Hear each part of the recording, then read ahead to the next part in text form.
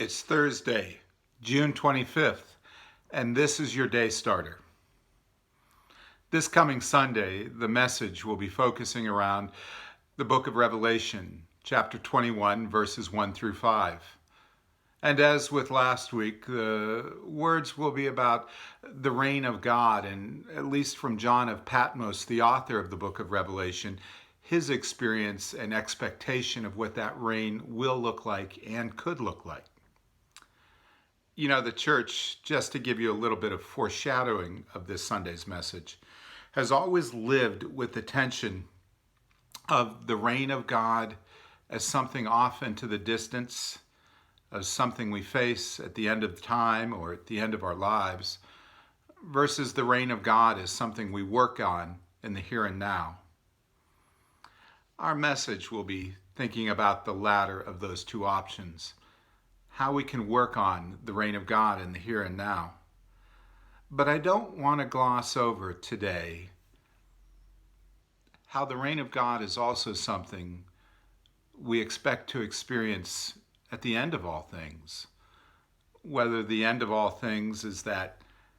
image we have of the end times and the fulfillment of God's reign, so often found in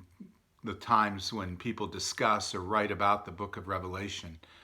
or whether it's the end of all things as we contemplate the end of our very finite, very mortal lives.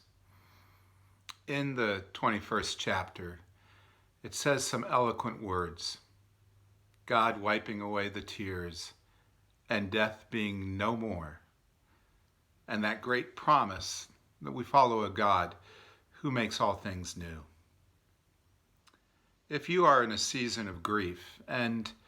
we are all inevitably in such a season at some point in our lives, and many of us are in that season right now,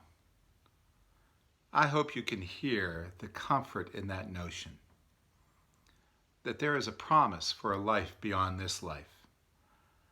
that God's reign includes us within it. In the here and now, yes, and I'll be excited to talk about that here and now with you on Sunday. But in this moment, I hope you remember that we follow a God who promises to be with us evermore, and that death, even death, will be no more.